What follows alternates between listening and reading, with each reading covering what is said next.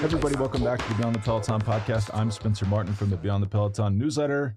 I'm here with Andrew Vaughns from thebetterlab.io, and we have a very special guest, Benji Naesen, co-host of the Lanterne Rouge podcast with Patrick Bro, and of YouTube fame at Benji Naesen TV. Benji, this is your third time on the podcast, I believe. It's been about a year since you were on last year during the Spring Classics. How's it going? What's new with you? What's going on? I'm doing pretty good. I'm actually happy to see you guys again. It's been a while as well. And, it's nice to catch up on each other's lives, but also what you guys are thinking about this season and what you expect from the rest of the cycling season, because it's always, what's my take on this season? What's the people on the internet stakes? But you guys are also relatively friendly. So I'd love to hear your take and got to catch up with you as well. But when it comes to updates on Mind, still kicking when it comes to the podcast and with YouTube on the side. And that's basically my life at the moment. I mean, that and Unbound, of course, right? Like that's kind of your primary focus. I do see you have the profile of Unbound. It's a massive poster on the wall behind you. You are wearing all gravel gear right now. You're going to go replicate the course to see what these athletes are going through. Yeah, sure. I'm a major Unbound fan, to the point that I started this podcast not knowing whether it has already passed or whether it's still coming. So apparently we didn't know either. Yeah, so you're not the only one. Yeah. But will Mark Cavendish win a stage at Unbound? That's the big question. What? No, but on the other end, I just want to say when it comes to Unbound, it's like I focus on road cycling, and the way I see disciplines is kind of the way I see different sports. I feel like every single discipline has a learning curve to go through. And for me to go through that learning curve of getting to know all the riders, getting to know everybody, getting to know what the benefits of certain routes and stuff is like, how does this gravel rider benefit in this type of race versus other races? That's all stuff I'd have to learn if I deep dive into it. And I kind of like pro cycling on the road a lot. So I try to spend my time, everything on that. And it's the same in which, for example, if I suddenly want to start getting interested in an F1, sorry, but there's so much to learn for it that that initial learning curve sometimes demotivates from jumping into a new discipline or a new sport. Thoughts? Yeah, completely makes sense. And with gravel, some of the nuances, such as how should one tie their bandana that they use to keep dust out of their face. That's a really critical aspect of gravel. What wax should you use on your mustache? How long should you grow it? These are some of the critical style points. The and then of course of gravel. Yeah, yes. Yeah. And I mean, like actually, Benji, as you noted, this isn't an area of the sport that you follow really deeply, and we have a lot of other important things to talk about. I would like to get your take on something that's going down right now at Unbound. So we've got Matej Mohoric over there. Yeah. We've got Greg Van Avermaet. Spencer and I have been talking. We think he's actually dusting out the gold medal colorway for his gravel bike to celebrate his win in Rio on the road during Unbound. But the thing that is kind of like the biggest controversy at the moment is they force everyone, and like keep in mind at this point, the bike industry has people convinced you need a $15,000 aero gravel bike that can run 2.2-inch mountain bike tires, and you should probably be running, 32 centimeter bars. You want to be as aero as possible. At Unbound, they forced the riders, including the pros, to ride with a gigantic square number plate, and they've been posting over and over on social media. You cannot bend the number. You can't do anything to manipulate it. You can't trim it. And the number plate really is just a vector for the timing chip, which is a tiny sticker on the back of the number plate. What is your take on making pros ride with a gigantic square number plate as if they were BMX riders in the 1970s? Well, firstly, it's probably a bit overkill, the size of that number plate. But secondly, I'm relatively certain that every single person in that race has the same size of a number plate, right? So will it have a major effect? Probably not. It's just annoying for the riders, which they can fix that in upcoming editions, I think. We should say Andrew's done Unbound. You did Unbound before it was cool. 2014. Well, I haven't done the 200. I've done the 100 3 times, and I got second place twice. Yes. And wait, US, is that miles or kilometers? Miles. It's actually 105 miles, but they call it the 100. And it's if it's possible, it's somehow harder than it sounds. We're both from the area, but it is miserable. Like it's a miserable. It's really miserable. It's so like even though it's June, it's probably so hot. If it's not hot, it's raining and muddy.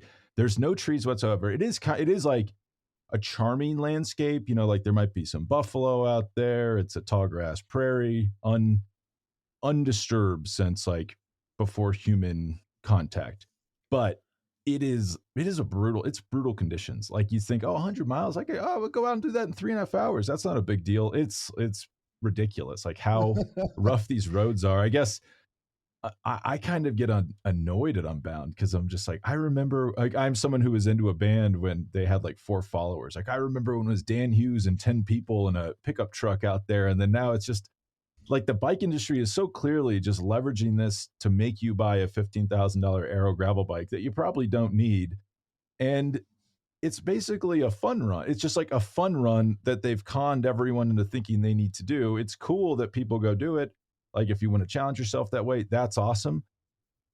But I don't know. Like when you have mud pits and stuff that you're running through, that's not a pro bike race. That's not the road racing that Benji and I love. Maybe. I'll be honest, I haven't watched gravel racing too much, but from a personal perspective, I have a gravel bike since about a month ago. And the reason I, as a human being that tries to exercise relatively regularly, get a gravel bike, it's not really because people are racing on gravel bikes at full speeds in the US and so forth. I'm guessing there's probably people that are like, oh, that's cool, I need to get a gravel bike. But for me, it's more, I live in the UK and I feel like when it comes to driver culture, I don't feel too safe on the roads in the UK. And when I don't feel that safe on the roads, it's partially due to close passes, always the white vans, for example. And a gravel bike allows me to just have a less than a kilometer from my house, go next to a canal on a gravelish towpath for about 15 kilometers straight, just back and forth. Do that twice a day, and I've got a great ride in. I feel safe doing so, except for yesterday because I basically had to avoid a swarm of very offensive geese, but I managed to survive. They're yelling racial slurs at people, these offensive geese. Well, interesting point about the relative safety of riding off-road, and I agree. That's definitely one of the things that's attractive in this era of increasingly distracted drivers. And I actually just dropped a recap of my 2014 ride at the Unbound 100 with my friend Blake of Today on Choose the Hard Way. So if anyone, it's an old episode, but I've dusted it off. I brought it out of the archives. I'm like Uncle Rico and Napoleon Dynamite, throwing the football over the mountain one more time. I might retire the episode after this go around. But anyone who is following Unbound closely, unfortunately, and Benji, this will be news to you, but Nicky Terpstra was out on a training ride in Bentonville, the new epicenter of gravel and mountain biking in the United States. And Ivar Slick, former Unbound champion, was with him. They were about 40 miles south of Bentonville. They were on a dirt road. They're going down a blind left-hand corner. Ivar was in front of the group, and then they unfortunately heard him hitting head on a delivery van. So he went into the grill. He was unconscious. He broke his nose. And reading Nicky Terpstra's report of this, and apparently he has described this incident in detail on his podcast. But Ivar Slick is okay, but it was a critical situation. He was unconscious. They had to triage it on the scene because they couldn't get a cell signal. Spencer and I have talked about this a lot. At these events, you're often in such a remote place, like you can't even get a cell signal. And while it is relatively safer, there are people on the road, and I live in the country actually. And sometimes out on those empty roads, people drive a bit faster and unexpected things can happen when you're going around a corner. So I hope that Ivar Slick recovers, has a full recovery, and that I know he won't be at Unbound. I'm not sure if Nicky Terpstra will be. I think he will be, but I'm glad no one's dead because they could have been. I will say is like I am kind of a gravel hater, and that is something I was worried about. You're Andrew a gravel hater? As in, Andrew like, and I the did a sports race recently. Or the recreational? No, sorry, yeah, gravel? of like the races. But I should say Okay. I bought a gravel bike recently, and it's my favorite bike that I own. I love riding gravel, like for like my own riding. Like if I had to pick one bike, it'd be my gravel bike. The gravel riding Yeah. around my house is amazing. It's like I couldn't recommend it enough to do.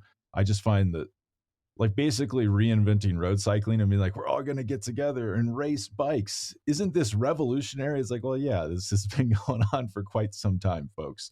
And they are charging you a lot of money to race on open courses with cars, often coming the wrong way on remote gravel roads. So that leaves a little bit to be desired. But I guess my serious question for you, Benji, about Unbound is we've seen Terrifying.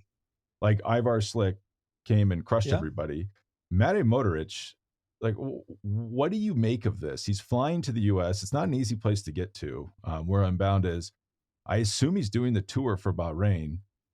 Do you like Andrew? Do you think he's going to crush everybody? And Benji, do you think this is good preparation for the tour? Is this like showing that maybe he's already planning for his career after he's road racing? I'm having a hard time squaring it in my head, or he just thinks it's fun and wants to do it.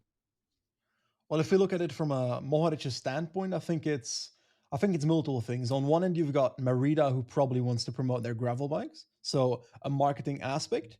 Secondly, he became world champion gravel, if I remember correctly, last year. Yeah. Which, to that point, Merida might want him even more at that event, because Unbound, like, I don't know much about gravel, but everybody that's in cycling right now has heard a hint of what Unbound is, which means it has crossed paths just gravel enthusiasts and also road cycling fans have heard of the term. So it's a relatively big event. It's a big event where and sponsors value their marketing at such events. So that's one thing.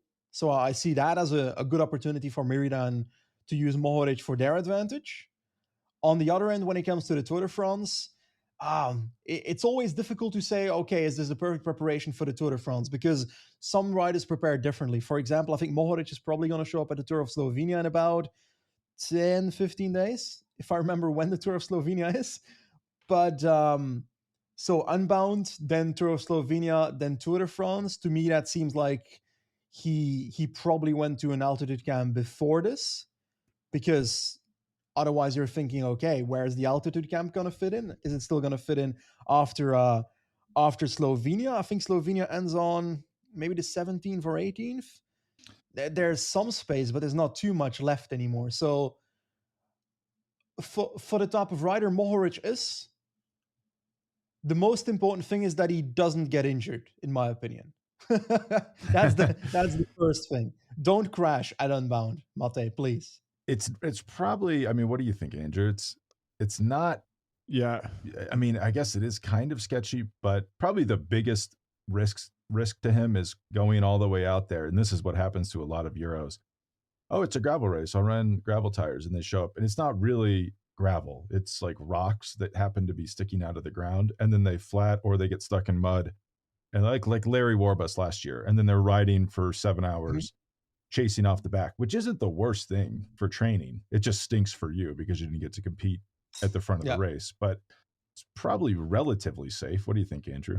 Yeah, or just look at Alejandro Valverde at BWR San Diego about a month ago. I think Valverde was a top contender. I mean, he's been crushing the UCI Gravel World Series for all the Gravel World Series fans out there. He is a top level competitor in professional gravel racing. Well, is the fight still happening between gravel spirit enthusiasts and the UCI gravel fans? That's done. The UCI has taken over. Yeah, I think the UCI has won, and I think, Benji, one of the interesting narratives that's emerging at Unbound this year, and I've actually had Kimo Seymour, who is the executive at Lifetime, that came up with the whole Lifetime Grand Prix, of which Unbound is is now a part of that series. Mm-hmm. The professional athletes this year, though, to your point, this is the biggest, most important gravel race in the world now. Everyone has heard of it in cycling, it seems. There's zero prize money. So no one wins anything from a prize money point of view. And the American athletes in particular, who probably are not probably, they're not making Tour de France level stage winner money like Mate is. And to your point, most of the value that's created, it's for the sponsors. The event gets the amplification of all of the athletes who come, all of the content that they create around it. I was thinking about this yesterday. Unbound is almost, if we were to compare it to a tech platform, it's almost like the Instagram or Meta of bike racing, where they've invented this event. Is it like TwitchCon? As in, yeah, it is a bit. It's a bit like cyclists that go there are bloody great cyclists, but they're partially also influencers, because like Freddie Ovett, I know Freddie Ovett, not necessarily from his gravel racing, but because I see his Instagram rides with Mathieu van der Poel all the time. Yeah, absolutely. And the value that they're creating through the content that they create, it's for themselves, but it also predominantly it favors the promoters who have created this whole series that's a container for everything that's happening inside of it. As far as Mate Mohoric and his chances at this race, or how does it impact his Tour de France? As we've talked about on Beyond the Peloton many times, the ground is undefeated in the history of bike racing, and it can radically alter the course of cycling history, as we've seen so many times this year with Jonas, with Wout, with so many other riders, which we'll talk about. Tadej last year in 2023. I think, there's a non-zero chance that Mate goes down. I don't think that's the most likely thing that would inhibit him from winning the race. It definitely would be mechanical related issues or tire choice. And in fact, I still think he is going to win this race. So he is my pick. My secondary pick is actually Albin Licata. We talked about this on the last episode. Previous Leadville record holder, Cape Epic winner, but just like an absolute machine, diesel. And I think he's got the palmarès and the experience to go deep in a race that's this long and this hard. Mohoric, something that kind of alarmed me. I sent Spencer this Instagram reel yesterday. I believe that Mohoric arrived, I think, on Thursday. So this guy, he's done a transcontinental flight 2 days before the race, gets off the plane, goes out, rides a section of the end of the course, which he's been told is basically like the best gravel. I've ridden that before, and it is it's relatively tame, well-graded, compact gravel. It's not the gigantic Flintstones that you find in other places on the course. And his reaction, for anyone out there who's a fan of Douglas Adams and the Hitchhiker's Guide to the Galaxy book series, in one of the books, The Restaurant at the End of the Universe, there's a moment where there's a spot in the universe where people can go and they can stand on a full-scale map showing them where they are in the universe. And they're so infinitesimal and small in proportion to the universe that they actually die when they realize how insignificant they are. When Mohoric went out on the course and saw what it was actually like, and then was on camera talking about this experience, he looked terrified, and he it seemed like he had just realized he had gotten into something that was quite a bit gnarlier from a surface point of view than he realized. And I got the feeling he was probably out there on 35s or 38s, and he realized, what can I fit in my frame? Yeah, no, so it's literally the biggest tire you can fit in the frame is the tire you should run. Right. So I think he's going to be on probably gigantic tires he's never ridden before. I have to say, even having just hopped over from Europe, you have to imagine the sensations are going to be great in his legs on the day of the race, though, right?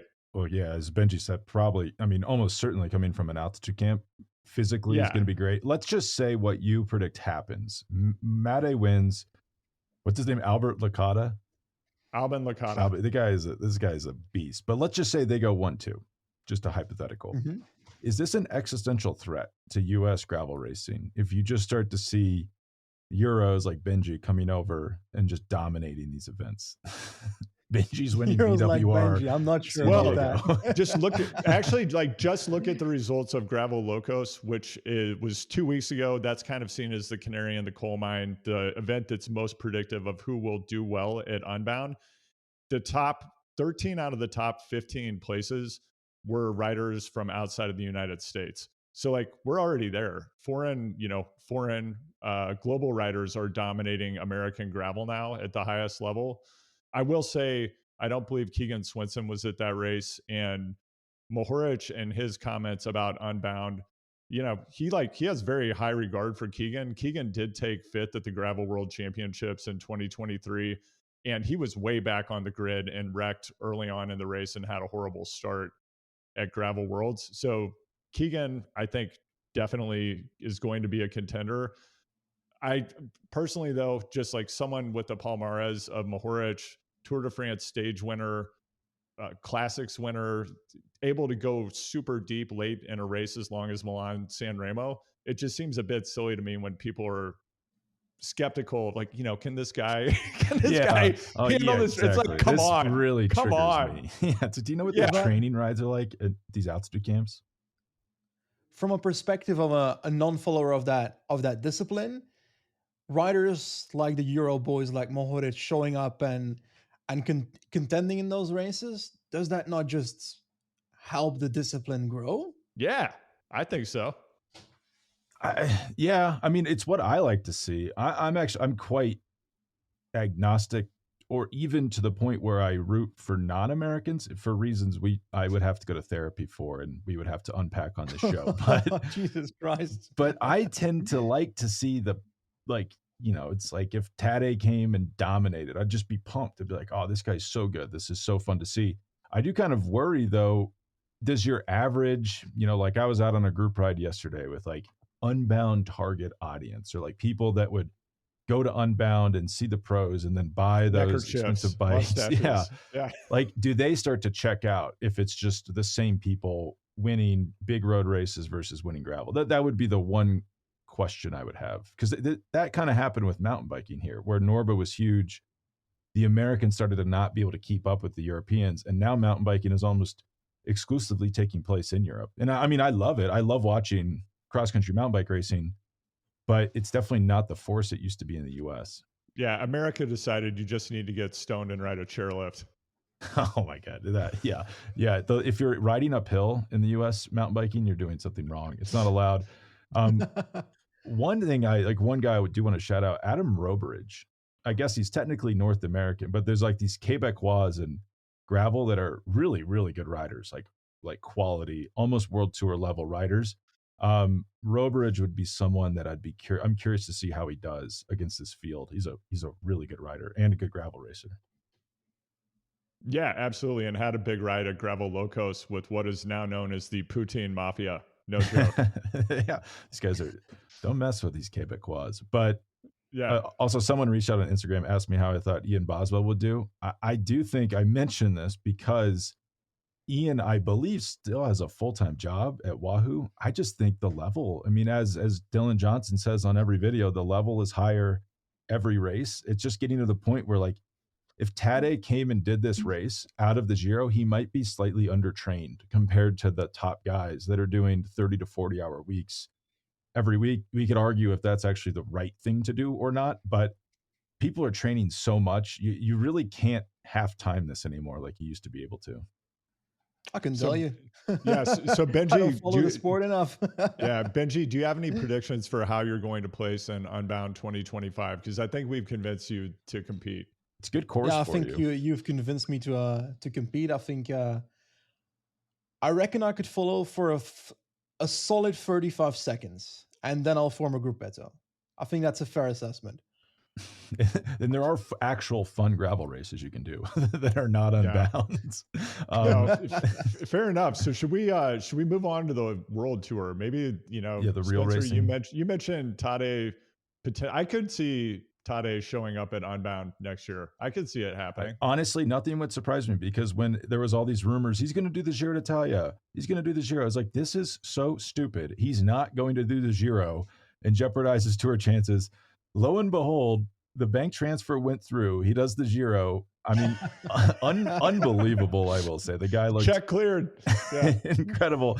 Benji, to go back and re-listen to like your episode after Aropo, and you and Patrick's like, he was looking back. He looked tired. And it's like, oh, wait, just wait to see what will happen. Yeah, you gotta have some hope, you man. Like, come on. Otherwise, we're watching a race. We want some kind of tension. Hey, I lived through the Froome sometimes years. You create that drama yourself. I know what no hope feels like. Chris Froome winning everything he entered for years and years and years. But what like, so Tadej, I think we can all agree, pretty amazing performance, no weaknesses. He lost no time on any GC contender at any point in the race. I don't think I've ever seen that happen. It's incredible. I guess to start, do we think Tadej wins the Tour de France? Big question right up top. Can he come out of this Giro, and should he be the favorite for the Tour? Well, no answer to that is very, very black and white. It needs to be a bit nuanced. And then we look at each actor in the Tour de France race. And let's start off with the outsider favorites is what I would classify these riders at. Someone like Remco Evenepoel, Roglic. Roglic was actually the best of the gang when it comes to his instant standing up after the crash in Catalonia. And after that, wait, Basque Country? No, yeah, Jesus you're right. Christ. Yeah, Catalonia. Because sorry? Yeah, Catalonia was Tadej crushing everyone, I think, and then exactly. crash was at Basque Country. So the crash, Roglic was best off of the guys that crashed when it comes to the GC riders there. If I then look at the injuries that he sustained, yes, he had to skip the likes of Ardennes, but he's probably going to have a relatively normal preparation for the Tour de France, is how I look at that then. And then I look at Remco Evenepoel, who is then the one next to that, where I'm like, okay, he had a broken shoulder blade, a broken collarbone. That reduces your training, that changes your rhythm when it comes to your plan of the season.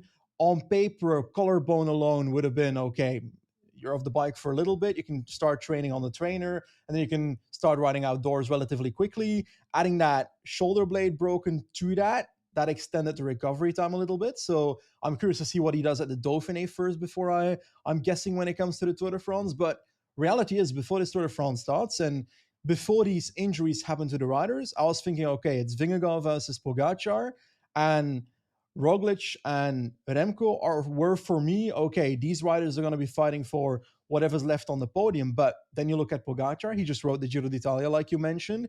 I will say, however, he won 6 stages, but I do believe he could have won 8 to 9 stages. There were multiple stages, like the Passo Brocon stage, where his team, they could have quite literally controlled the race and won the stage, but they didn't do that for political reasons, I guess, within the peloton, which I'm not a firm believer of. The making friends in the peloton will result in something later on. But it's like UAE has chosen in multiple stages to ride more conservatively, also to save their team, but also to save Pogačar a little. Pratiditivo was a perfect example of winning a stage on eco modus, is how I'd say. And on eco mode. Oh, wow. He kind of was. I mean, you say, Benji, I couldn't agree more about this like myth of you have to make friends. When has it ever helped anybody? I guess you could say Armstrong kind of incepted Ulrich, and then Ulrich should have raced away in 2003 and won that stage and won that race. You could say maybe then. But in modern times, I don't know. I don't really see maybe the benefit. Valverde in a Vuelta X amount of years ago. I don't know the exact year. I think there was a situation there where he benefited. But then I look at, you hear so many riders and staff members, like multiple during the Grand Tour, commenting, okay, he's being greedy and so forth. But then Steinhauser ends up winning on Passo Brocon. EF ain't going to be like, oh, thank you, Pogačar. Tomorrow we're going to be riding for you on the mountain. I think the possible effect comes, okay, Pogačar has a mechanical or a crash, and a GC rider disrespects the unwritten rules, rides off. EF might step in and say, come on, guys, have some respect. That's the only moment where I see that paying off, maybe. But I think that's very limited, and I think the majority of the friends in the peloton storyline is a bit of an illusion, to be honest. But to continue on the point, Pogačar, Giro in his legs, I actually don't think it will be a major effect. Yes, there's some stages in there with 8,000 kilojoules where high energy expenditure, that stuff you need to recover from. But I believe Pogačar can do that relatively, also because Vingegaard is coming back from a heavy injury. Like, half of his lungs didn't work after his crash, and knowing that from that point onwards, that he just arrived on altitude in Tignes, I think the other day, towards the end of May. I think that's on the, I might be wrong, but I think that's on the same day as Pogačar arrived on altitude last year after his wrist injury. That's a limited time of preparation, especially because he's going to be a little behind compared to the roadmap they initially set out, quite a bit behind, which everybody has a bit of a question mark. But if I'm a team, I'd rather have a question mark because someone conservatively, in between brackets, won the Giro d'Italia versus someone who quite literally had a horrible crash a few weeks ago, a month and a bit ago. Yeah, and it seems like Visma Lisa Bike, I think that they are masters of obfuscation, and I think that, that's in their favor at this point. We say it with love. Really... Richard Pluga, friend of the podcast. We'd love to have you back on, Richard. No. I mean that, as that was a good podcast. As someone who's been a communications executive and has been a journalist for a long time, I think that they're playing it exactly right. Why would you show your full hand and tell people exactly what's going on with your riders until the day that you show up at the race? I think having the element of surprise is in Visma Lisa Bike's favor. And even though I personally know that, like, we're going to see GC Wout and it's his year, like, that's what I think is going to go down at the Tour de France. And I have a bigger take about Pogačar. Come on. Huh? Jorgensen. Got to give him some credit. He's from the US. Yes, I like Matteo a lot. He did say he's too tall, which I don't know if I believe I don't know if I believe in that. I don't know about this year. Maybe, yeah. I don't know, because it is actually hard. You have a hard time imagining, but he was so good at Paris-Nice, when you start to think back on that. We could debate if Remco just made a mistake, or, I don't really know how you make a mistake of saying, Matteo Jorgensen and Brandon McNulty are going up the road.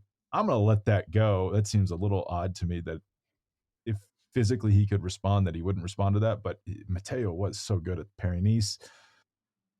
I probably would pick Wout if I got to choose one to go for GC, but I don't know. You have to think though, Spencer. Seppi exists too. Well, yes, I've got a whole theory. Yeah, I think that's all true. We do have to consider, like, we think about the rise of the Galacticos, and I think in some people's minds, MVDP and Wout are still like 22 years old. The reality is Wout is 29 years old. The guy is going to win the Tour de France. And what other year would he begin his campaign than this year? Is he going to wait till he's 35? He's practically ready for the retirement home in the World Tour at this point at 29. If he's ever going to have a shot, this has got to be the year. He has the element of surprise in his favor. It deeply hurts him, not just that he had the wreck that he had, but to see Matthew van der Poel have the year that he's had and become the greatest classics rider of all time, probably, that's got to hurt. The guy wants to do something spectacular, I think. And I don't think bagging, a handful of stage wins is the thing that's going to round out his Palmeiras in the way that he would like to do it. I don't believe in GC Wout. Additionally, because he's also coming back from injury, he's also going towards the Tour de France. He's not sure where he's at right now. He just did Tour of Norway, where he kind of rode in the background a little, which that's fine. You're just coming back from injury. But it's also, I believe in Jorgensen and Kuss for a high position more than I do for Wout, from a perspective of, I'm a team, I've got these riders. When it comes to risk versus reward, what is the best thing we could choose? And especially with the amount of high mountains in the last week, 2,800 meters to Cime de la Bonnette in stage whatever in the third week of the Tour de France. When we saw Wout van Aert on high altitude in the past, he's won mountain stage. He won Ventoux, for example. But it's also there. Was it the Andorra la Vella stage where Quintana pushed through in a group and then he was starting to get a bit in trouble and so forth. But also, in addition to that, did his recovery from his injury, was that focused on, okay, am I going to try and go for a GC and a Grand Tour now, or is that, okay, I'm going to try and get back to the level I was and then build on that? I think there's too many question marks to just pull that out of their hat last minute for the Tour de France when it comes to Wout van Aert. So I think Vingegaard, first of all, is going to be their goal to get him at the start. If he's at the start, then in my opinion, that will probably have the meaning that they have the confidence that he could at least challenge a little bit. It's hard, because if you're before a race, like Pogačar last year, limited preparation for the Tour de France, okay, we've done some tests, you've done some training, hard training days, you've done some fresh tests as well. We've seen some tests after high energy expenditure in your training, whatever, all these things combined.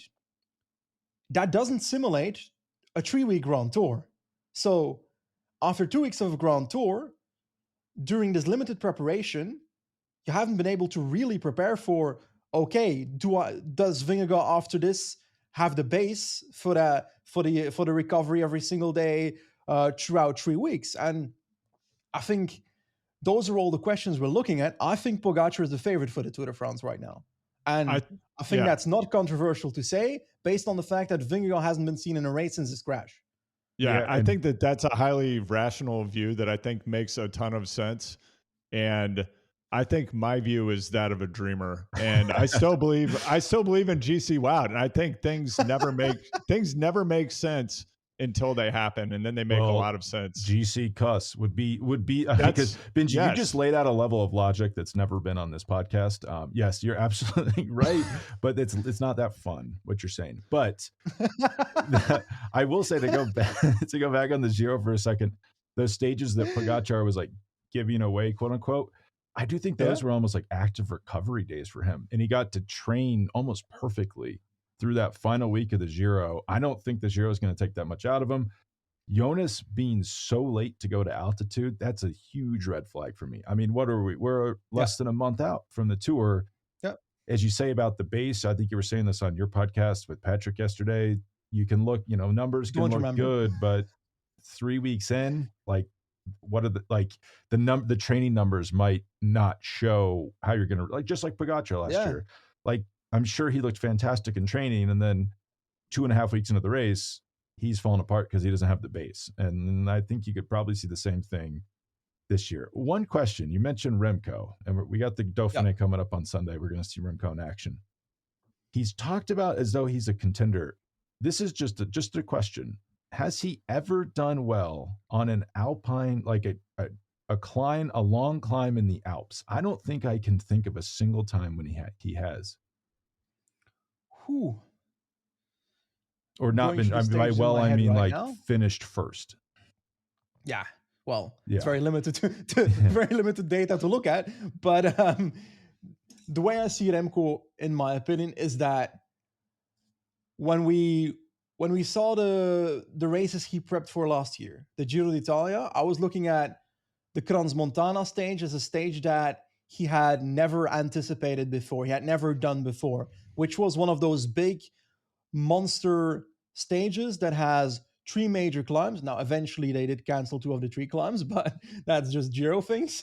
But that's the kind of stage where I haven't seen him prove himself. So basically I'm saying, yeah, you're right.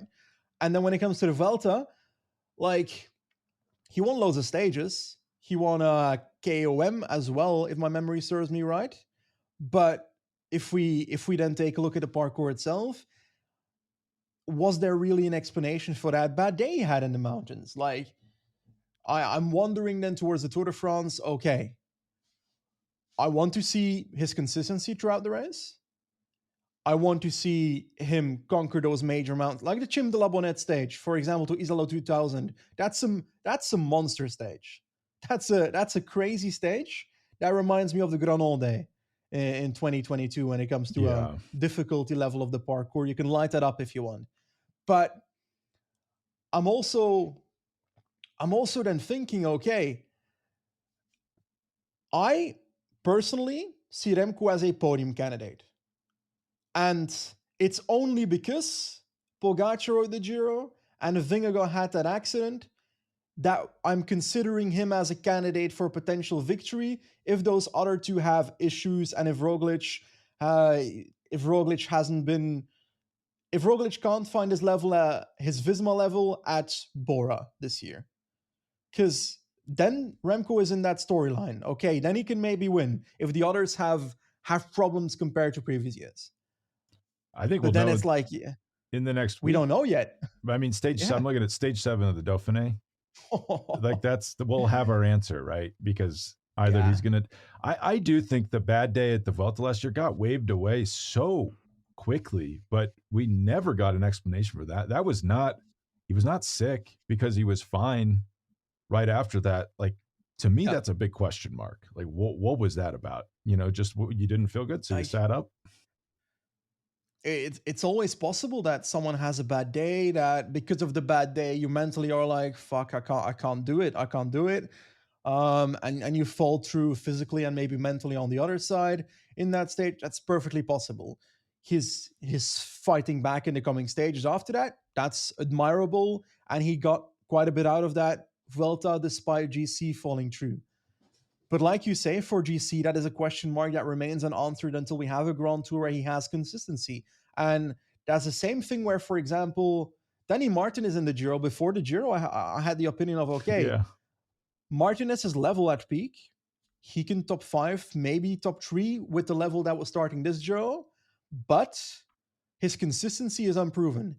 The one Grand Tour that he top 10 was the Grand Tour where he was working for Bernal in 2021.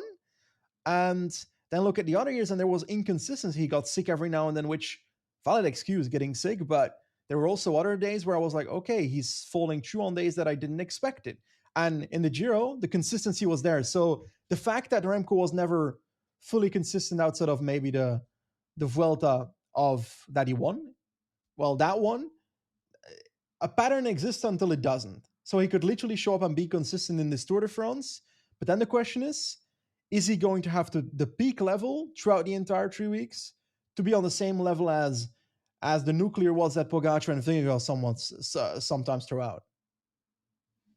Yes. Yeah. I mean, I guess we'll know. I guess that's what's fun. We'll find out. And if you're screaming at your radio, your car radio right now saying, he won the Vuelta, what are you talking about? I went through, I'm like a truther, a Remco truther. I've gone through every stage of that Vuelta. There was no, like, I got high mountain stage with multiple cat-worn climbs in it. So it's not an easy Vuelta, but it's not one with like a heavy backloaded third week. The third week had lower gradients, which is ideal for Remco, which is easier to control. His team was not the strongest at that Vuelta, but the teams that were against him also weren't the strongest, which means that they were just able to keep that. And then add to that the performances that he had on certain days, like on multiple days where he straight up destroyed the competition. Well, those days then are enough you can just defend that. And in a Grand Tour that isn't backloaded, I believe we haven't seen Remco on a very, very tough Grand Tour parkour yet. And I think this Tour de France is that.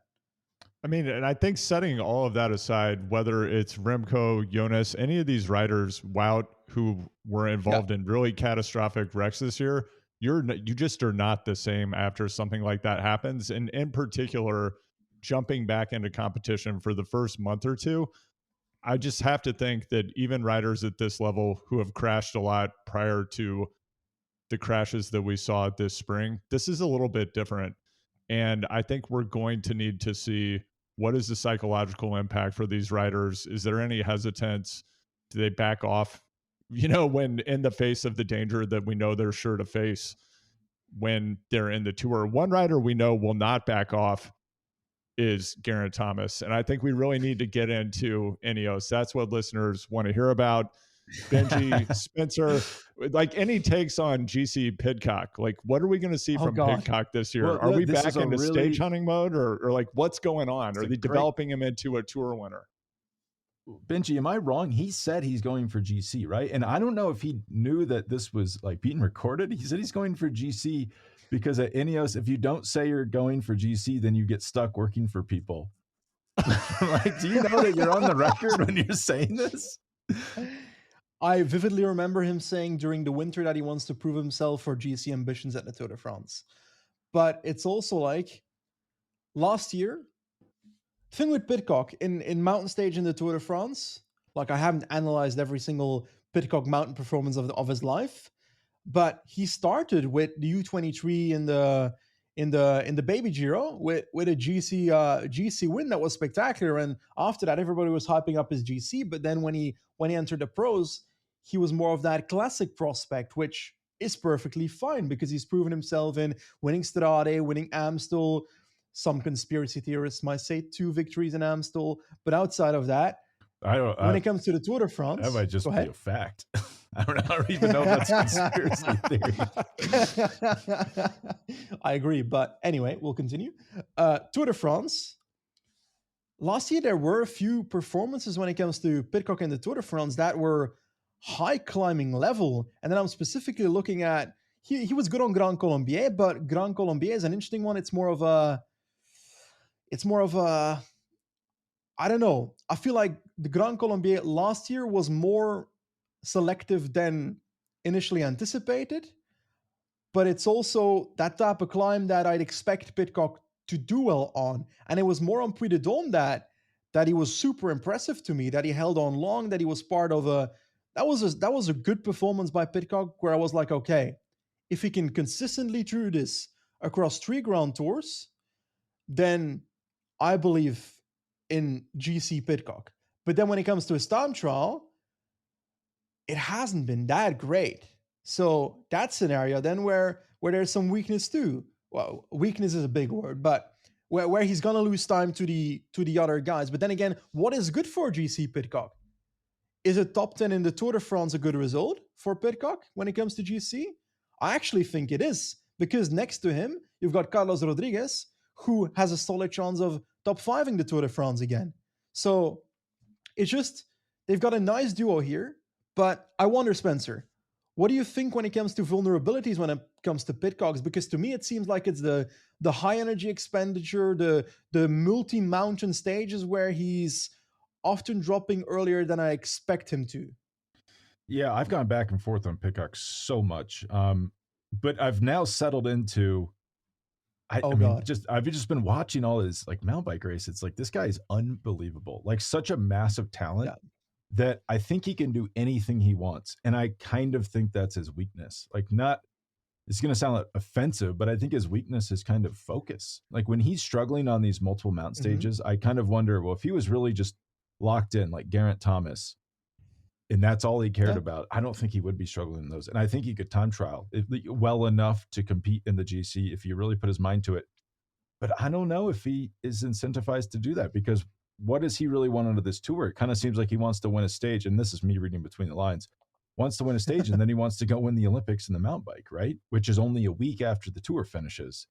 So I don't know how locked in he's going to be. And this Ineos situation is weird. It's weird. You know, we saw Geraint Thomas at the Giro, gets third. That's fantastic, especially for a 38-year-old defensive rider that never takes time on anybody. Like, how is this possible? It's like the meme, how I can't keep getting away with this. But I don't know. Did you sense a little, like, there seemed to be tension with Thymen Arensman, who is kind of taken a step back? Like, if we think of Remco Evenepoel, remember he struggled on the hardest day of that Vuelta that he won. Remember who won that stage? Thymen Arensman. Looked incredible. We haven't seen Thymen Arensman look that good since then, since before he joined Ineos. Apparently gained 5 kilos during the Giro. I don't know how that's possible, but that's not great. That shows that something's not, the chemist at the team and the food truck isn't doing a great job if that's happening. But I don't know. Apparently that was due to water retention, which I'm not a water retention expert, but apparently he individually retains a lot of fluid in his body. And because of that, his weight started going up and up, which might be related to the fact that he, I think this was an article on In de Leiderstrui, which you have no clue how to pronounce that, but it's like a Dutch a Dutch newspaper that covers, well, newspaper. It's just a Dutch website that covers cycling interviews every now and then. And I think it was related to fluid retention, and because it was warmer than expected in the first 2 weeks of the Giro, in relation to that, he gained weight or something during the race, which he was above 70 kilos, I think, at the end of the race, which that does explain that it becomes harder to follow people on a climb. Like, I mean, yeah, I know the disadvantage of weight on a climb personally. Hey, I'm right there with you.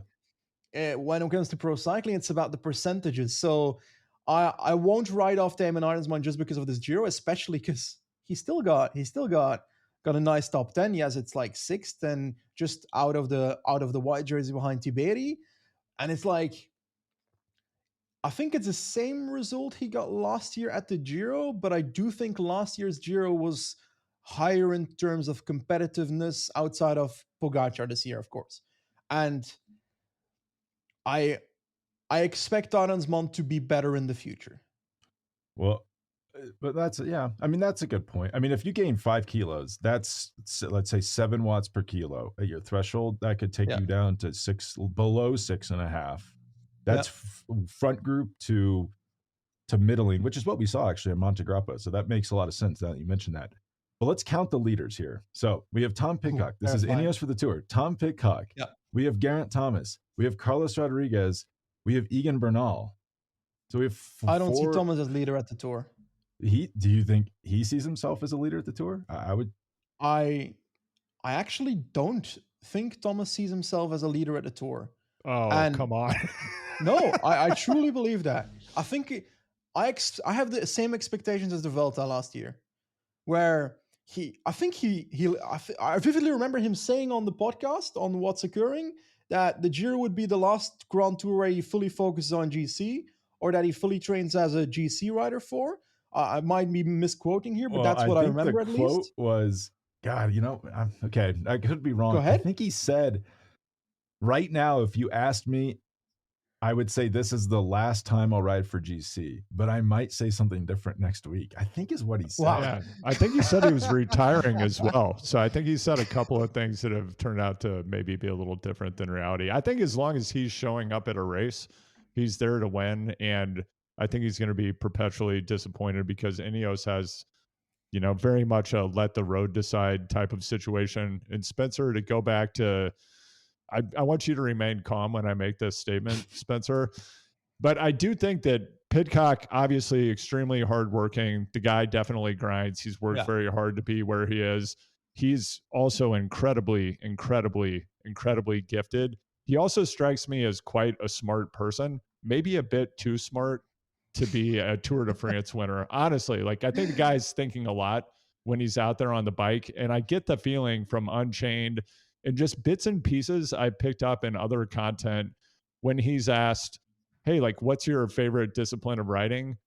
He loves mountain biking, right? Yeah. That's what he loves the most. And the reality is you're not going to go out and win the UCI World Cup or World Championship and make 5 million euros a year. Just no way. It's not going to happen. You want to make that kind of money, you're going to go chase Grand Tours. You're going to be a Classics winner. You're going to be everything that Pidcock is right now. And I do think that when he's saying the right things that he needs to say to get to the support from Ineos to put himself in position to win stages.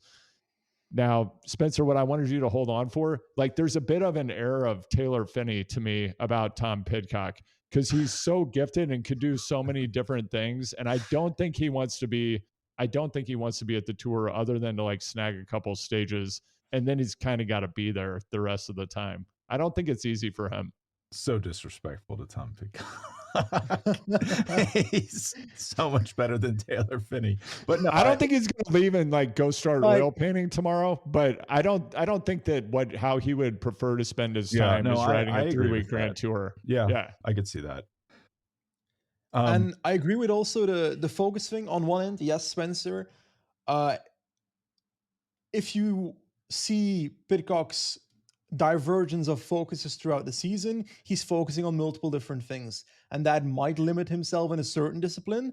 But on the other hand, sport is not just physical. We talk about data all the time, or the data of riders, but reality is there's a person behind that rider, and that person might also just find happiness in doing those different disciplines, which that might actively boost them to be more motivated in the hunt for photos victories and boost them to be a better rider as a consequence. So I think we should never underrate the mental aspect of the sport as well, because it's data matters, what's matter, but there's always a little bit of panache that's needed when it comes to riders, and I think the mood of riders helps. Do you guys think? I mean, I know they've addressed this week, but is it weird that Tom Pidcock and Wout van Aert get paid by Red Bull, and then Bora is going to be called the Red Bull team at the Tour? Like, how is that not? And I know they like rolled out some like, well, that's not. This is beyond the Peloton. This is beyond the Peloton US. That's beyond the Peloton Belgium. We're not related to them at all. Like, come on, guys. But how does that work, Benji? Is this like really going to happen? Is that different from multiple teams riding on Specialized than a certain rider on a different team? Well, that Specialized doesn't own the team, Specialized though, I deal. guess would be that's where I would say it gets weird, because Red Bull now owns the team. It'd be like Trek. You can't drink an SL8 either. Because Trek doesn't sponsor any other teams, right? Men's teams, because they own Little Trek. There is that. Does Balwaza Trek still exist? The Conti team? It's not that super relevant, but I don't actually know if there's many more teams riding on a Trek in the world. Which I assume is because they can't. I don't think they could be a sponsor of, because the UCI rules say you can't sponsor a team if you own another team. But yeah, they're worded so wonderfully ambiguous that you could just kind of wiggle around it if you need to, like in the case of Red Bull. But I don't know, just something to like keep an eye on. I think it's going to be so weird. I think it's a non-issue. But what I just don't care. Like, what if Tadej's personal sponsor was like, Ineos? That's my plastic sponsor. You'd be like, what? Why do you have an Ineos helmet sponsor on? It's my personal ruin the that'd be like the sponsor. That'd be like the collection of sports washing. I write for UAE and my personal sponsor is Ineos. Sorry, but there's a limit here, guys. And I mean, I don't know the rules maybe as well as I should, but like Jim Ratcliffe bought Manchester United, or at least part of it, but he owns other teams that could compete in the Champions League with Manchester United. I don't fully understand how that's allowed. That seems strange to me, but yeah. But I guess maybe we're now you have me like second guessing my Matteo Jorgensen thing. I don't know. Just with these Americans on Visma, the thing I worry about is I worry about Matteo in the super high mountains, just because he's carrying more weight because he's taller against guys like Primoz, Tadej, like even a wounded Jonas, Remco if he's doing well. That just seems like such a disadvantage. The thing I worry about Sepp is, and I know he just won a Grand Tour 2 Grand Tours ago, but in the Tour, everything kind of turns into a time trial. Have you noticed this? Like, even if there's not a lot of time trials, the climbs are kind of time trials. Like, I just kind of wonder if that type of rider who can't put out the massive watts is at a disadvantage at the Tour de France because it's raced at such a hard, steady pace and the climbs aren't quite as steep as you'd expect at the other 2 Grand Tours. Ooh.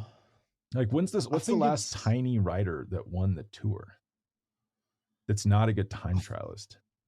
Well, I think being a good time trialist matters, and we've seen that the Grand Tour winners of the Tour de France mostly are riders that are very capable of doing that. Let's be honest about it. Hindley, when he won the Tour de France, when he won the Giro, like he wasn't the most prominent tier, but he actually got better when it comes to his time trial as well. But it's just because time trial is that important as well. I'm not. On one end, you've got the fact, okay, if I can produce X amount of watts on a climb, I'm probably going to be able to produce relatively a solid amount of watts on the flat. Then CDA comes in and so forth, of course. So that's a major factor there. And I just think like a rider like Lenny Martinez, I think that's a disadvantage for a Grand Tour. Like, he's on a, 6 million contract for 3 years, I think is the rumor when it comes to Bahrain, which 2 million a year is a lot of money.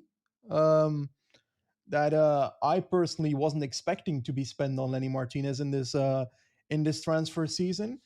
His TT is shockingly decent for a guy that is that small when it comes to height. And on the other end, he's a really good climber. I don't know. I don't know if that's the focus, as in you need to be a TTer when it comes to time trial to be able to like perform with the best on the climbs, because it's written as a time trial.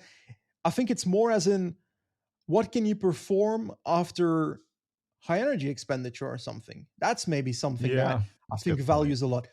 I think that's also what differentiates sprinters at World Tour versus sprinters at Conti and Pro Team level. Like, there are Conti sprinters with proper peak watts, for example. There are Pro Team sprinters with proper peak watts, but then you look at what can they survive during the stage to get to that, and the World Tour sprinters, most of them at least, are the ones that get through the hard stages, the hard flat stages too. Philipsen's relatively versatile now, for example. Milan's a very versatile rider as well. Merlier's not as versatile as the other two, but he just finished a Grand Tour and won for the first time 2 sprint stages that aren't before stage 3. So it's more that area that I'm looking at. But also, if you then take a look at the Tour de France, in the last 2 years, Visma's spoken a lot about the fact that they have made stages harder, mountain stages harder, by pacing the climbs to put the kilojoules, the energy expenditure into Pogačar. And then we look at the Tour de France this time. There's lots of mountains to high pace on, but on the other hand, will they have the confidence in Vingegaard's base level to not backfire towards Vingegaard with that strategy? It's a lot more interesting. Yeah. No, that is an interesting conundrum. Pogačar has a new trainer, Javier Sola, which I tend to have. I've got this feeling there's not much data for it yet, because on the mountain stage in the Giro, yes, the Livigno stage was, I think there were 5,000 kilojoules. I think Rui Oliveira told me of UAE before the proper final climbs happened. That's a lot of energy expenditure before that climb. But on the other hand, Pogačar's never really put under super pressure by competitors in the Giro, while in the Tour de France in the past, he was put under pressure the entire time. So to me, it hasn't been proven yet whether Pogačar might still have some vulnerability in high energy expenditure stuff, but I think his trainer switch might have been an opportunity to work on that area, because the way they've been talking, his training has changed. I don't remember the specifics, but it's very different from the San Milan training of the past. So I think we're seeing a different than the best Pogačar yet at the moment. I mean, it definitely, whatever they did, I listened to like an hour-long paywalled interview with this trainer who talked about in detail what they changed. Pretty interesting stuff. Okay. It's on the site. It's like a Kilometer Zero on the cycling podcast feed. Okay. You have to be a member to listen to it. It's called that's worth it. Sierra Alpha. Super interesting episode. But it seems to be working, from what we saw at the Giro. I guess the question I would ask with Jonas, let's say hobbled, who's pressuring him at the Tour? That's the one thing I keep coming back to, is like, who could even put him under pressure in the form he had at the Giro? I kind of think it's only Visma at full strength with the full strength Jonas. That's where it gets tricky. Or a crash. Well, yeah, a crash. Yeah. He doesn't crash that often, though. And as I say that, I'm thinking of all the crashes he's had. And in addition to that, I do think that, first of all, they're showing up with loads of climbers in the team of Pogačar. UAE showing up with Ayuso, Almeida, etc. So the list goes on. Yates, don't forget Adam Yates. And they're showing up with 2 rollers, which Tim Wellens and Pollitt, who I think is still a great signing. I'm looking forward to see whether he can fill in that problematic breakaway formation phase they had in the past, where they just couldn't control anything in the breakaway formation at the Tour de France. Signing Pollitt was great for the classics. He performed there, but I think it will also matter for the Tour de France. Wellens, he's had a sun allergy thing or summer allergy thing, I don't know what it's called, in the past. It's probably going to be sunny at the Tour de France. I don't know if he's over that or not. I don't know how that works. I don't have sun allergy or something. So I'm curious if that's going to have an effect on him. But then I look at the climbers and they're supportive there. But something you might have noticed it as well. During the Giro sprint stages, Ineos is glorious at keeping Thomas in a safe position on a bubble on one side of the road, sprinting the team a bit forward towards the corners, making sure they're safe. Pogačar is always alone, 80% of the time at least. He's always alone, fighting for positions. He keeps a bubble around him of space where possible, because let's be honest, it's a washing machine effect, so it's not always possible. But I generally think that's the space where he's most vulnerable when it comes to crashes right now. In Copenhagen, Denmark, I vividly remember the crash that happened on the left side of the road, maybe just behind the bridge, where he was behind that crash. And if he was one rider more to the front, he would have crashed and his hand would have been in between riders and the barrier, and he might have gotten injured there. So I think that's one area where I'm scared when it comes to Pogačar crashing. But obviously, I've got that same feeling when it comes to Roglic because he's crashed that way before. He crashed out of the 2021 Tour de France. People say, okay, Colbrelli pushed him. I'm still not fully sold on that theory. I'm more looking at the theory of Roglic tried to move up on the left side without Wout van Aert, who was sitting on the other side of the road in a sprint lineup stage. And that resulted in him getting bumped into and crashing, which that's the same kind of scenario. Those are the dangerous moments for GC riders. And Remco felt like that in the Giro last year, right? Was that where the track train stormed past or something? He went to the right looking behind him or something. Yes. Yeah, I do remember this. Yeah, and he went down, right? Yes, he went down. Yeah. He went down. Yeah, it was like this soapy, dog rainy... somewhere, right? What was that? Was the Giro de Vuelta where he got crashed by a dog? Sounds like something that would happen at the Giro. I think he's had multiple dog crashes. I'm also thinking right now, Spencer, of the GIF that you sent me of Pogačar getting hip bumped. GIF. I'm stopping. It's GIF. No, it's GIF. The guy who invented it calls it a GIF. So, but yeah, Pogačar got hip checked by the rider too. Yeah, no right? need to be up there. Yeah, and he gets hit pretty hard. Like very hard. I mean, he moved laterally probably 4 feet in the middle of like the full-on sprint that was going down. Yeah. And I mean, he stayed upright, which is a testament to his bike handling and his ability. And it could happen at any moment. I think part of what I'm hearing though, guys, is you have zero confidence that Roglic can animate this race or put pressure on Pogačar. Like no one has mentioned him. What do you think? Well, putting pressure on Pogačar, Roglic has never really been. I think there's one occasion where I think of Roglic doing an all-out early attack, which that was the Roglic had the attack in the Vuelta on, maybe it was Covadonga. I'm not sure about it. Where he went with Bernal. In the rain. Wild boy that day, just absolutely crushed everybody. Panache Roglic. Then he had his no pain no glory attack and crash in that random hill stage where he decided to go on the last hill. But let's say 90% of Roglic gaining time in Grand Tours is because of a last kilometer burst, which Pogačar is now pretty good at. And I'd argue that he's not bad at it. He's kind of he's pretty all right. And last year, in Emilia, for example, Roglic was better doing that, but in a Grand Tour, I'm actually not 100% sure which. I'd lean more towards Pogačar, and especially because like Roglic left Jumbo-Visma, joined Bora, and since then I haven't seen the old Roglic yet. As in, there are stages, even in the Dauphiné, for example. I'm going to open up the profile and keep talking in the meanwhile while I'm opening that profile. My one rebuttal as his counsel here. Yeah.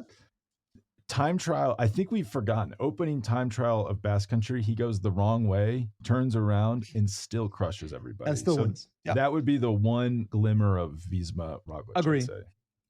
Yep. That's a very fair point. The time trial is definitely something where where he's proven himself this year.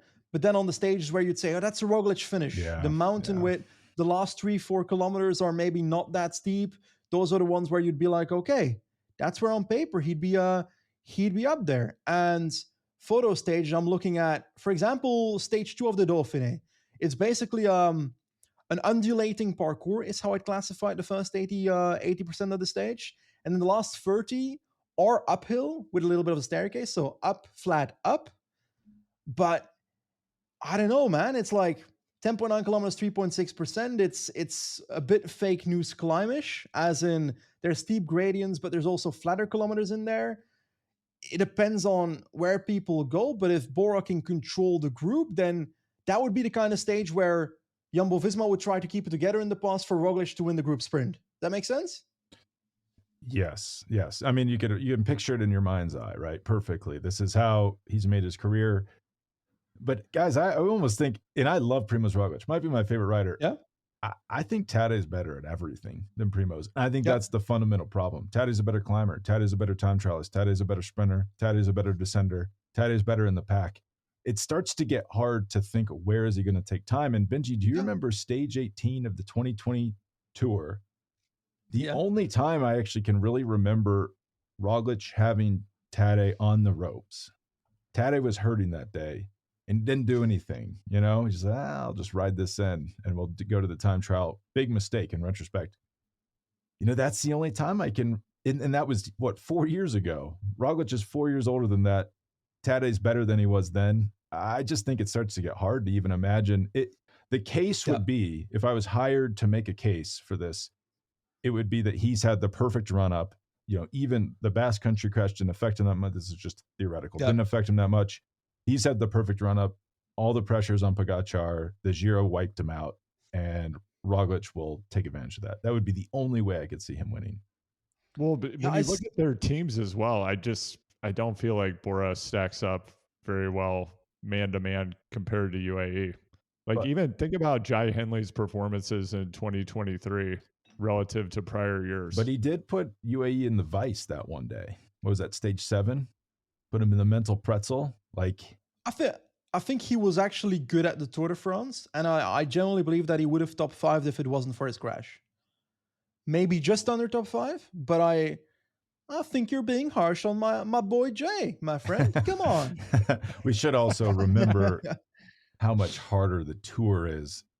And, I mean, not maybe raced harder, but it is probably raced harder, but how much harder it is to finish top 5 at the Tour versus even podium another Grand Tour, because the depth is just so much stronger. So let's just say Jai finishes 5th.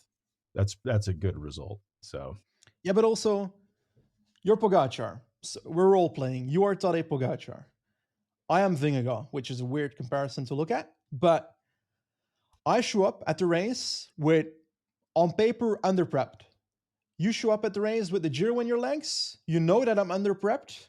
On one end, you can choose to go hard in the first week, whatever, but it's a relatively backloaded Tour de France.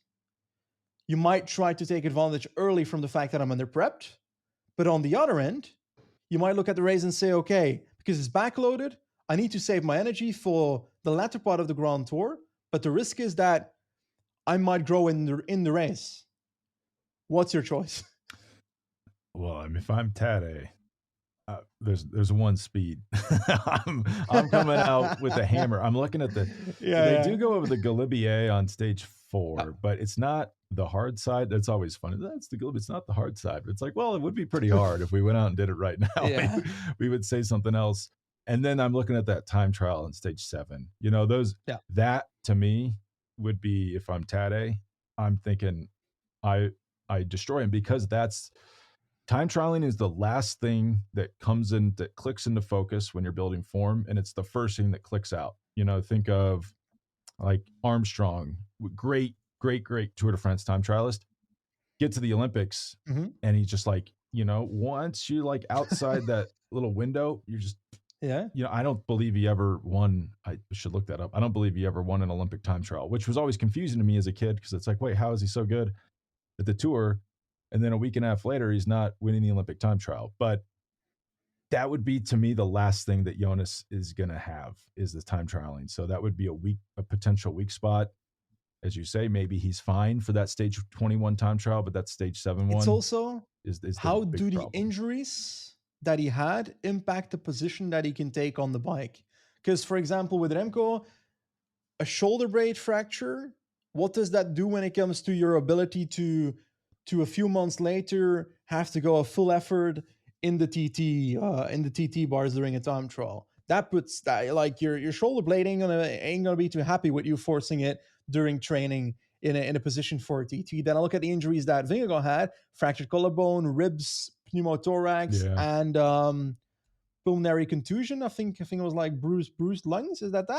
I don't even know what that means, Bruised, but punctured, not good. Whatever it is, it's not good. But it's also those are a lot of bones and fractures in the area that you want to have as dense as possible on a TT bike. So I wonder how much that's going to impact all these riders in the time trial. Like, in the same way that Pogačar's wrist last year probably was not ideal for time trial either, because you got to hold your TT bars with your hand, which is attached to your wrist. So yeah.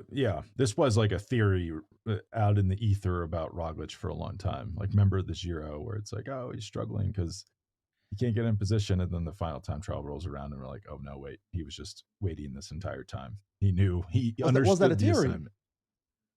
Assignment. Maybe early on. I had more the theory, and I still believe that theory, that Roglic in the earlier months of last year, he struggled with high energy expenditure stages, and you see that in Tirreno already.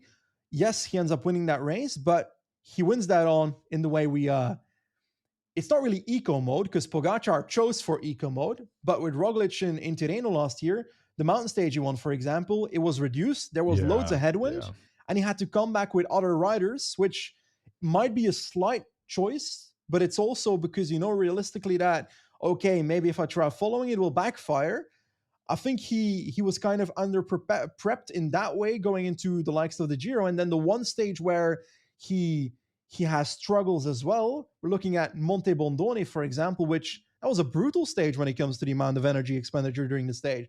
Loads of kilojoules were spent that day. So I generally think it's hard. It's difficult to say in hindsight, but during the race, I saw that as a potential vulnerability for Roglic. And in hindsight, I think Ineos then slow-paced a few stages in the third week of the Giro last year, which I think backfires with the time trial then. I'm not sure it would have changed anything, but I would have liked to see a scenario, just for the sakes of figuring out if it's real, that same Giro, but Ineos hard pacing the Trecime stage, for example, because that was a very slow stage. But didn't Thomas lose time on that? So then if they hard paced, did they just lose more time? Wait, let me check. So when it comes to last year, Primo's crashed right too at the Giro. So yeah, he crashed, but Thomas did not lose time on the Monte Bondone stage. What about he lost time on the time trial? What about stage 19? Let's see. I remember him getting distance and then arguing with someone about if he would just sat up because he knew that he didn't need the time, or if he was on tired. 3 seconds. I don't know. I can't tell you. Is I'd that have to 3 check seconds back. More if they hard pace? I guess would be the concern. I actually don't think so, because it's for example, if you take a look at Jouplan last year in the Tour de France, yes, that stage in Jouplan, I think Pogačar attacks first on the Jouplan climb, and then Vingegaard gradually crawls back to the wheel, if I recall. And that was up to that point, we saw Pogačar having the advantage outside of Marie Blanc with his explosivity, and then Vingegaard kind of tried following, but that bottled him on Col Terret.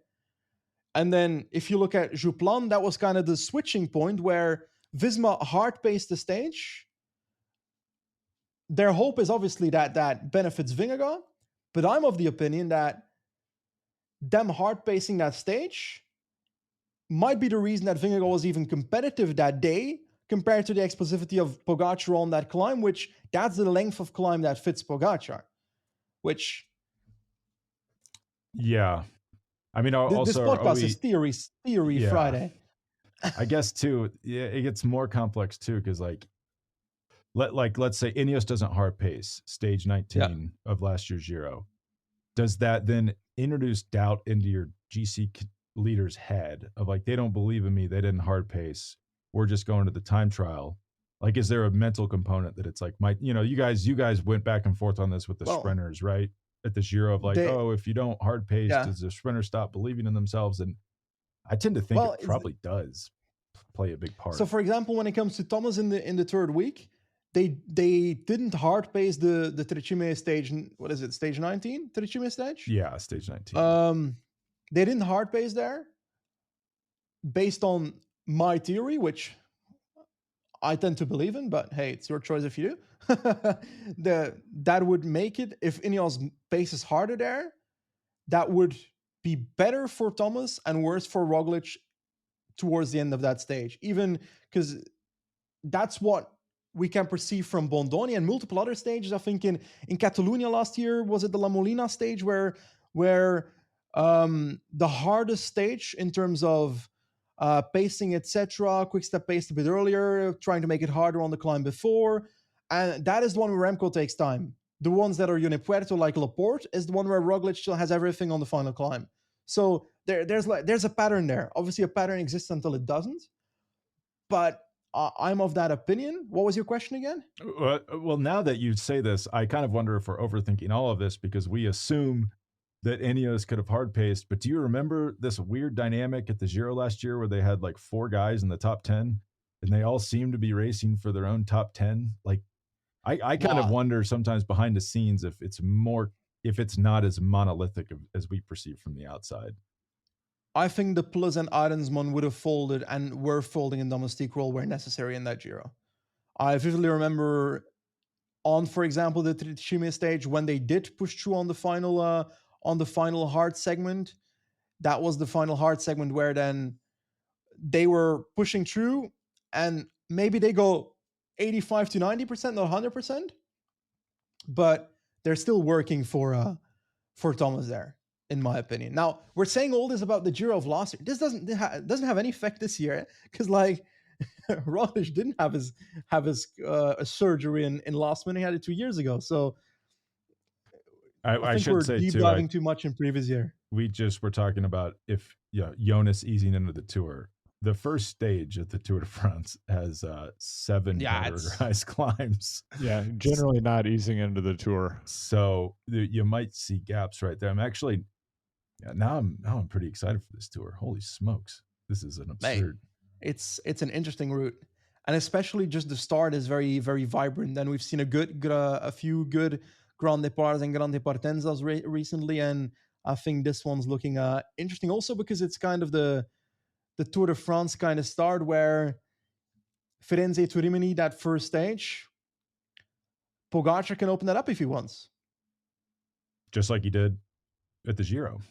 I mean, this is actually messing with my head because they're starting the Tour in Italy. Yeah, and we just watched the Giro d'Italia with Tadej Pogačar. It's very confusing. Mate. Story time. My wife is British. I met my wife in Hungary at the Tour of Italy. Whenever I tell that to a person that is not in cycling, they are shocked. As in, like, why is the Tour of Italy in Hungary? Like, it's a whole discussion point. Sorry, I think we're the crazy ones. We become desensitized to things that make no sense. It's like, of course. So too. Of course, they've got to do it. They have to. Like, why? This is crazy. But this actually is a really good opening route. Andrew's got to go. He's got to get back to the corporate HQ. Before we go, who's your pick for the Tour, Benji? Pogačar. Andrew? I'm going to throw out, I like to throw out some unexpected things that are going to happen. Here's what I've got for you guys. I don't know how it's going to happen. I feel like Carapaz, after not making the Olympic team, I feel like he was banking on getting that Olympic gold medal because it's really always done in the last couple of years, and he needed to do it again. Somehow he's going to find a way to win a stage because I think it's a life and death situation for him. And again, I'm not quite sure how he's going to get in a break with the right composition. But I feel like this is a beyond the Peloton favorite. Jonas Abramson, I feel like, is due for a stage win. Like, I think we're going to see him finally come good in this tour. I swear, Abrahamson, he was in the break together with Asgreen last year, right? He was the with reason he's always in a break. They made it. I mean, that guy. Yeah, he's an absolute truck, that man. I think he is like, I shouldn't even say the name. It's not PC anymore. He is like the Magellan of riders. Like, I think you're going to see more guys be like, wait, why am I losing all this weight? I'm just going to get massive and like just be putting out huge watts, because who can, as we saw at the Giro, it's such a limited number of people that can compete on these mountain stages. Like, why are you even chasing that? Like, go for everything else that isn't a mountain stage. Get those watts up there. Get big, boys and girls who want to big bike races. That's my unsolicited advice. The Carapaz thing is weird. Like, he's clearly put his whole season around the Tour and the Olympics, and then it feels like they're grading him halfway through a test. Like, what if he wins the Tour? And it's like, sorry, bud, you're not going to the Olympics. Like, I don't understand why they didn't wait to do the selection. It's very, very weird. As you guys said, though, Benji, the Paris circuit probably helps. It's probably better for Navarez anyway. I just think it's odd how they've done this. I agree. Like, the way I perceived it is that Carapaz, when he won the Olympic gold 3 years ago, which is odd to say because I think they postponed it because of COVID. When he won that, I think he said that the Ecuadorian, I'm just quoting what I have in my head, so let's hope it's correct, that he was quoted saying, okay, the Ecuadorian Federation didn't actually help me very much. I had to do a lot of this for myself, which is probably true. Like, he wouldn't make that up if it wasn't true. Yeah. And I think the Ecuadorian Federation didn't like that very much. And there is definitely bias from the Ecuadorian Federation towards Carapaz, because they literally had like a quote of the president saying, oh, Narvaez is the best Ecuadorian cyclist or the Ecuadorian one-day racer we had or something in Ecuador ever, which your other guy won Olympic gold 3 years ago. I'm not sure that really fits.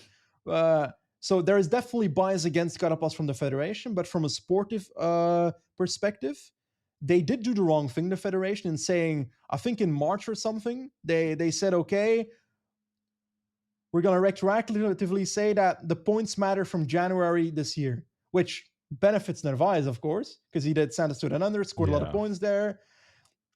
But on the other hand, from my view, looking at them as riders, parkour fits Narvaez better. The end. I agree. I think they just should have waited. I mean, I guess it gets complicated if Carapaz wins the Tour. It's like, sorry, bud, you're not going.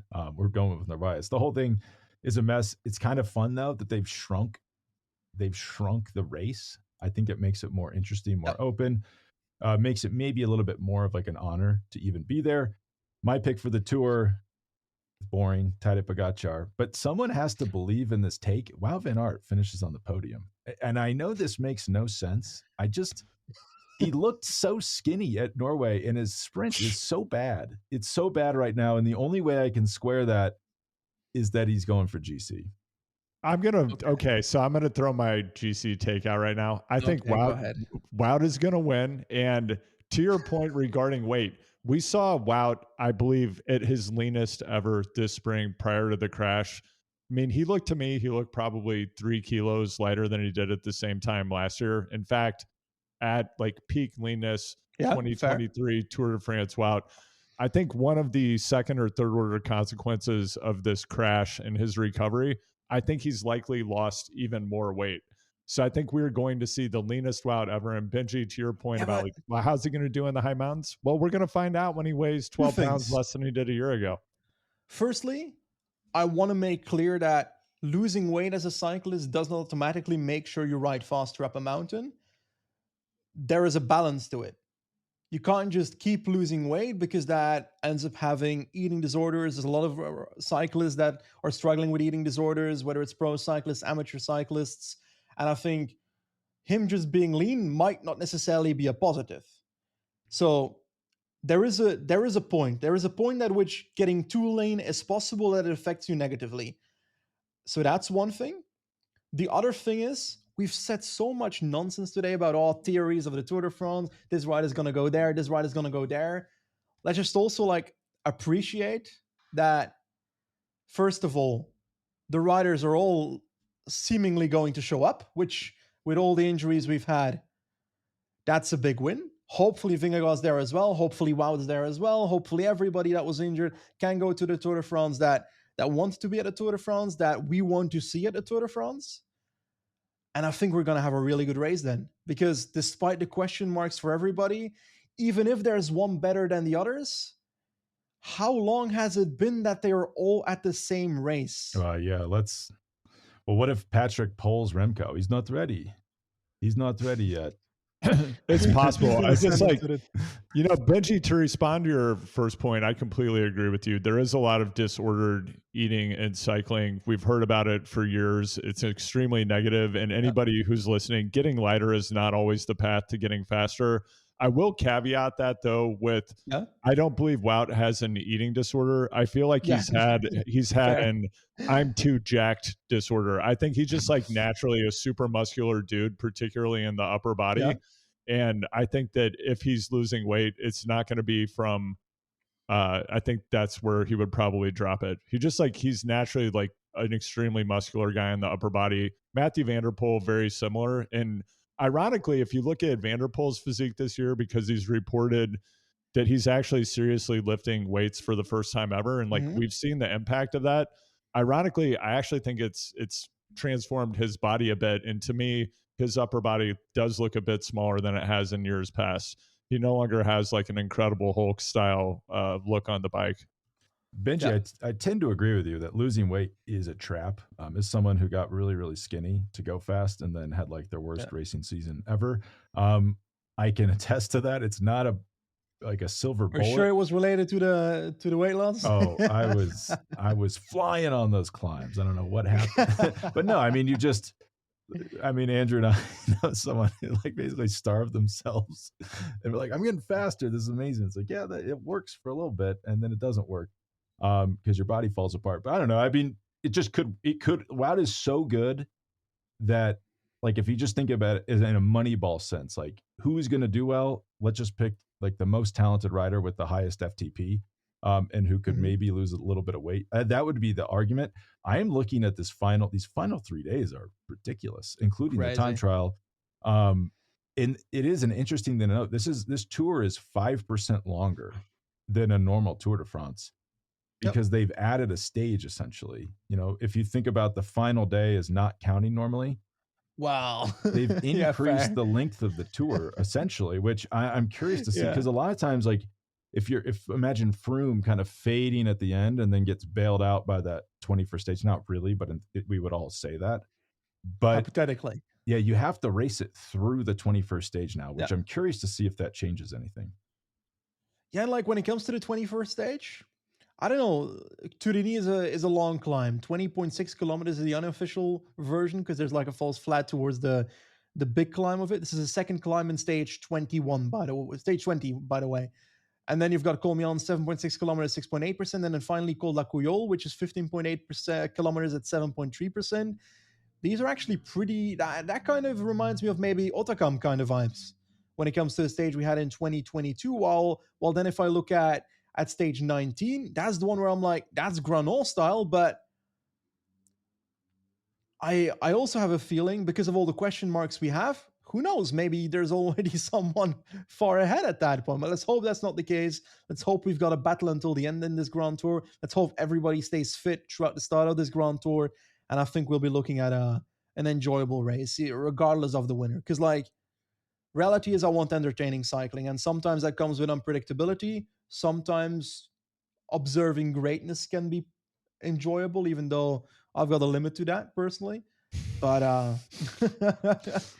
I think we can't complain with the times we live in cycling wise.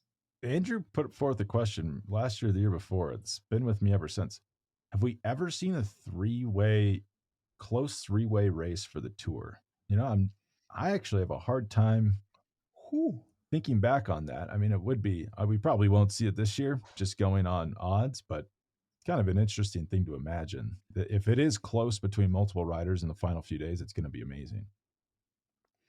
Yeah, I think maybe the 1 year where it was relatively close between the riders was 2019, pre-COVID.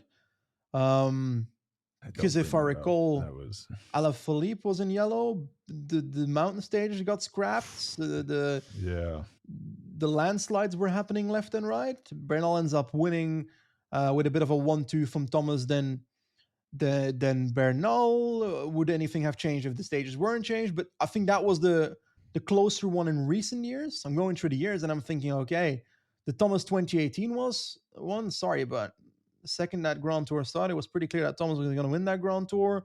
Then you have the Froome years where Froome was dominant throughout those years, to be honest. Then Nibali, like fanatic Nibali fan. I'm ruining Andrew's day by lengthening this podcast by like 75%. But we need to give Benji an hour to talk about Nibali. Sorry, Andrew. Yeah, I'm sorry. The year was 2016. The stage was stage 17 of the Giro. It was 2014, my friend. I don't want to hear it. 2014, Froome crashed out, Quintana crashed out, Contador crashed out. That's all details. I kind of liked that tour, actually. In the cobblestone stage, which is still one of my most rated stages of all time when it comes to the stage I've seen when it comes to cycling, together with Grano, that's one I always remember. And maybe the Montalcino stage that Evans won against Vinokurov was also one that's high up in my mind. This Quabble stage was really cool. That's also like 7 minutes is what he won with. And maybe the Wiggins versus, I don't know, like even the 2010 Tour de France between Contador and Schleck, that was relatively close, but it's a two-man fight again. 2011, the Schlecks versus Evans. Was that a battle? I was an Evans fan back then. Sorry, I've switched from Evans to Nibali and then to, I guess, Aramburu, and now I'm lost. I've got no favorite riders anymore, which is kind of devastating. But I can't remember in the last 14 years at least one that was super close between three riders. It might be 2019 would be the closest we get. I actually forgot. 2008? 2008, yeah, because it was Sastre, the Schlecks, Evans. That might be the one, actually. 2007 was also 3 riders within 31 seconds. Yeah, Leipheimer got popped afterwards, but let's be honest, a lot of riders before that. Well, 2007 was a weird year. I mean, this is actually a pet peeve of mine that they change. They change the official records due to doping, but it's like, no, I just put an asterisk. I just need to know what the race was like as it happened. Just put an asterisk next to the race. Yeah, because I hate when they mess with the results. You won't make me believe that there's only 2 riders in that Grand Tour that were not that were doping. Sorry, but dude, I had forgotten. That's just my opinion. Leipheimer was 31 seconds back in the 2007 Tour. Holy smokes! Yeah, we used to be a proper country, Andrew. Used to be a country. Maybe again. And now you've got again this year. Wow. Yeah, now you've got Kus Jorgensen as the duo together with under-prepped Vingegaard. Yeah, Jorgensen is serially underrated. Yeah. I did not see Paris-Nice coming. And then he wins Dwarsdorf-Vlaanderen, which is a World Tour one-day race. So, yeah, you could say he's had a pretty good spring. It is interesting. Yeah. Before we go, remember when he signed with them and it was like on Twitter, and this is why Twitter, Benji, if you left Twitter, the site might crash in the cycling sense because there's no logic or anything on there anymore, but it's just like, oh, what a mistake. He's going to be buried as a domestique. And then a year later, it's like, hey, Matteo, can you lead us at every race? Because we have no one else left. We need you to but win stage races and one-day races.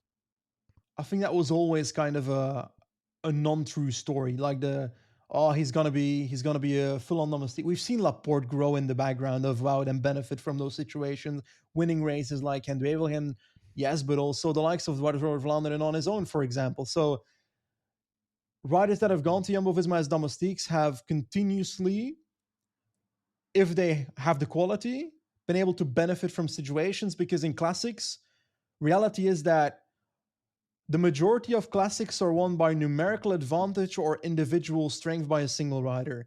Either there's one rider that is I don't know the English expression, head and shoulders above the rest. Maybe that's an English expression. And on the other side, you've got situations where team-based strategies, numerical advantage, gets a certain rider a victory, which is how Jumbo-Visma has won a lot of races recently in classics. This year, not so much, but in the past.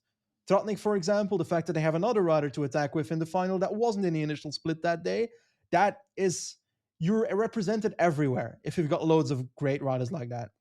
So in classics, you can benefit from that. Jorgensen Paris-Nice, I believe in podium because the parkour seemingly fit that. His TT is good. He's strong enough when it comes to climbing. Did I expect him to win Paris? No, because I expected Remco to win. I still, unlike you, I don't know how you said it earlier, I believe that Remco lost Paris-Nice tactically, but that doesn't take away from the fact that Jorgensen was the only one super strong enough to benefit from it and win the race eventually. And the difference wasn't huge. It was marginal in my opinion. So I think Jorgensen is still underrated.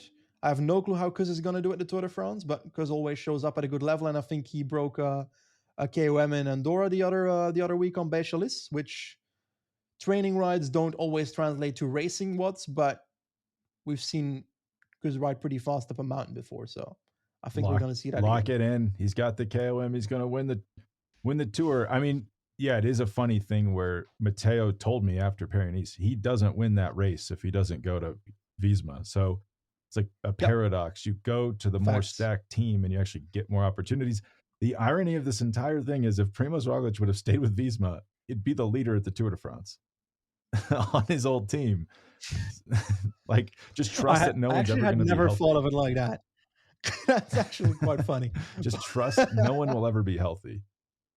But that maybe he also has a Giro in the legs then. That's a good point. That's a good point. Yeah.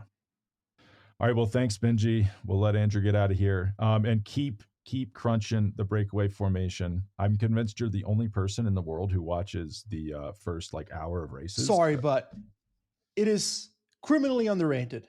The first hour of a mountain stage is 90% of the time the best part of a mountain stage, in my opinion.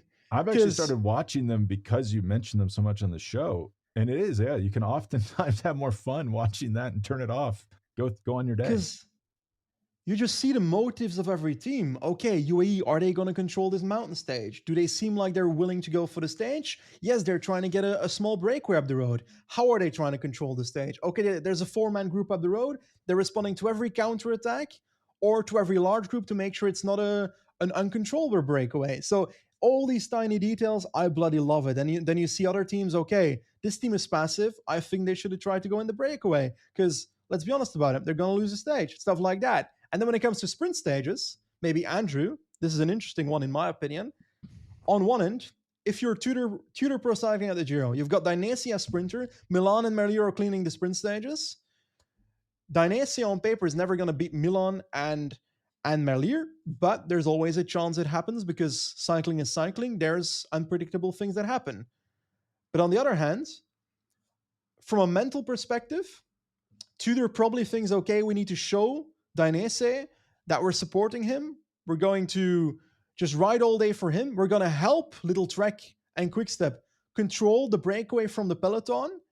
But indirectly, they're helping Little Trek and Quickstep reduce their energy expenditure with their domestiques during the stage, helping those teams actually having a full-on lead out in the sprint against Dainese. So, hot take, in my opinion, sprinters that are not winning and are unlikely to win a sprint, from a realistic standpoint, if you're their DS, I think it would be an interesting thing to go to that rider and saying, okay, you're Caleb Ewan. We've got Demarchi in the team. He's on paper not helping with your sprint train.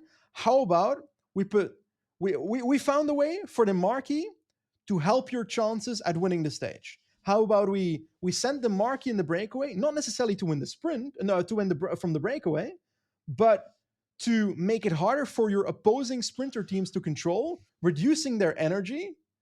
And in that way, you come to a sprint, and we've got our riders except Demarchi to position you.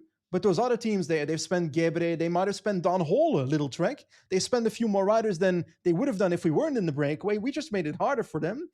which increases your chances of winning the sprint. Do you think if you're that sprinter, you either see that as, okay, that might improve my chances, or you see that as, my team doesn't believe in me? Do you, Benji, if you propose this idea to the team, they're going to say, sounds great. You get to have that conversation with Caleb Ewan. I mean, especially with Caleb. Yeah, I think what you're saying probably logically is true, except in the case of like Tadej Naesen, where he has no business winning Giro stages a lot of times, and then he just magically wins the 18th stage for reasons we don't fully understand as a society. But the stages always have negative altitude difference, and I think Andrew needs to go. I mean, this is like we're going not just deep, we're going subterranean. Andrew, we're super deep now. What do you think Caleb Ewan would say if you said that? I think Caleb Ewan would say, "Is this a podcast where I can insult someone?" Because I think Caleb Ewan would insult you if you say that to him. You'd probably lose him. I mean, that's probably the boring answer to your question. Again, kind of lost him anyway. So well, we didn't get into Cav winning his stage either. But I think we could do talking about. We could do another hour about it. He's definitely winning a stage, and maybe that's where I drop the mic and you guys can continue. But I do have to go disrupt an industry right now. All right, so it was nice to meet you again, and I wish you the best in the coming year until I see you again for the 4th time on this podcast next year. Yeah, Benji month next year, May, be there. Yeah, I think the next time we see each other, we'll all probably have a 7 watts per kilogram FTP. So let's just continue. It's only a matter of time. 2029 maybe. That's the actual singularity when the 3 of us converge on a 7 watts per kilogram FTP. Team time trial. I'm just a few deadlifts away from it, I think. Next year is the year I'm back in the world tour. But yeah, great to see you, Benji. Great to catch up. Always good to go deep. And it's going to be a hell of a tour. All right. Thanks. And have a good day.